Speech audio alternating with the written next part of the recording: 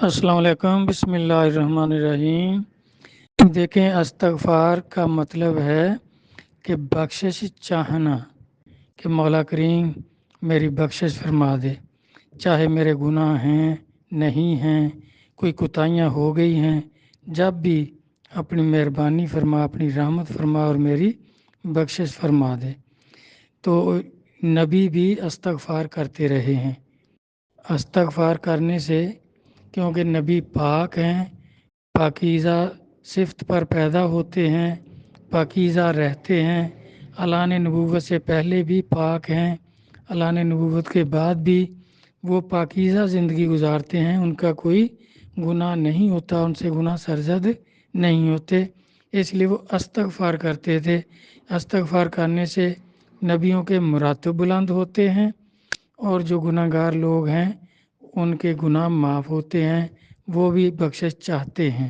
استغفار کا مطلب ہے بخشش چاہنا۔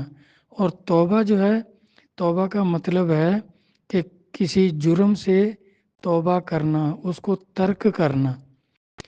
تو توبہ کرنے سے نبیوں نے توبہ نہیں کی، نبی استغفار کرتے تھے۔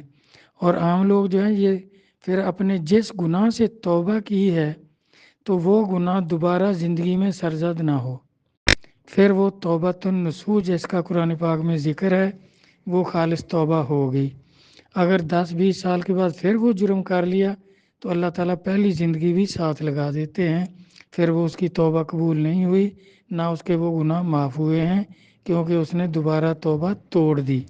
قرآن پاک میں اللہ تعالیٰ فرماتے ہیں نا کہ وہ لوگ جو گناہ کرتے ہیں پھر توبہ کرتے ہیں، پھر گناہ کرتے ہیں، پھر توبہ کرتے ہیں، اور پھر آگے تیسری دفعہ اللہ تعالیٰ فرماتے ہیں پھر توبہ کی میں توفیق نہیں دیتا، پھر وہ کفر میں گرتے چلے جاتے ہیں اور ان کی توبہ قبول نہیں ہوتی۔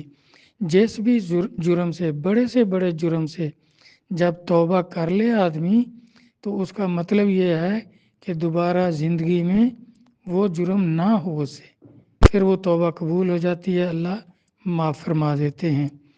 تو اس طرح جس طرح مولانا روم صاحب قدس اللہ سر العزیز انہوں نے مثنوی شریف میں فرمایا ہے کہ جب آدمی مرید ہوتا ہے کسی کامل مرشد کے ہاتھ پر توبہ کرتا ہے تو یہ اس کی توبہ پر مرشد کامل جو ہوتے ہیں یہ گواہ ہو جاتے ہیں، شاہد ہو جاتے ہیں، تو اس سے پہلی زندگی جو ہے اللہ تبارک تعالیٰ ختم کر دیتے ہیں۔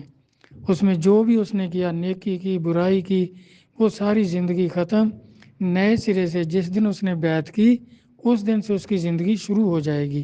صحابہ کرام نے بھی یہ نبی صلی اللہ علیہ وسلم سے پوچھا کہ جب اب ہم مسلمان ہو گئے ہیں تو اسلام لانے سے پہلے ہم سے تو بڑے بڑے جرم ہوئے ہیں، ہم نے لڑکیوں کو زندہ درگور کیا ہوا ہے، قتل و غارت، ڈاکہ زنی، ہر جرم ہم کر لیتے تھے، اب اس کا کیا ہوگا؟ اس کا حساب بھی اللہ تعالیٰ ہم سے پوچھیں گے۔ تو نبی صلی اللہ علیہ وسلم نے فرمایا جب آپ نے کلمہ پڑھ لیا، توبہ کر لی، تو کفر سے توبہ کر لی تو وہ زندگی ختم ہو گئی، اس کا نہیں پوچھیں گے۔ اب اگر کچھ کرو گے تو وہ پوچھیں گے۔ تو اس طرح مولانا روم صاحب سے کسی نے بڑھاپے میں پوچھا کہ حضور آپ کی عمر کتنی ہے؟ تو آپ نے فرمایا 20 سال۔ تو وہ آدمی کہنے لگا حضور آپ تو بوڑھے آدمی ہیں، تو 20 سال کا تو ابھی بچہ ہوتا ہے، جوان ہوتا ہے، نیا جوان ہوتا ہے۔ تو آپ نے فرمایا مجھے مرید ہوئے 20 سال ہوئے ہیں، تو میں اس کو ہی شمار کرتا ہوں کہ میری عمر 20 سال ہے۔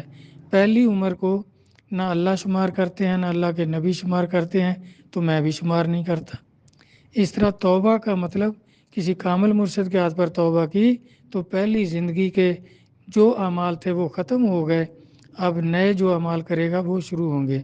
تو اس طرح خالص توبہ میں وہی ہے کہ پھر دوبارہ اس کو دہرائے نہ، اور خود توبہ کرتا ہے جس جرم سے بھی تو اس کو دوبارہ نہ کرے تو اللہ تعالیٰ وہ توبہ قبول کر لیتے ہیں، وہ جرم معاف کر دیتے ہیں۔ اگر دوبارہ کبھی کر لیا تو پھر پچھلے بھی ساتھ لگا دیتے ہیں۔ توبہ کا مطلب ہے گناہ ترک کرنا، گناہ سے توبہ کرنا، اور استغفار کا مطلب ہے بخشش چاہنا۔ نبی بھی استغفار کرتے رہے ہیں، لیکن گناہ گار جو ہیں یہ توبہ کرتے ہیں، کیونکہ جس جرم کو چھوڑتے ہیں اس سے اس نے توبہ کر لی۔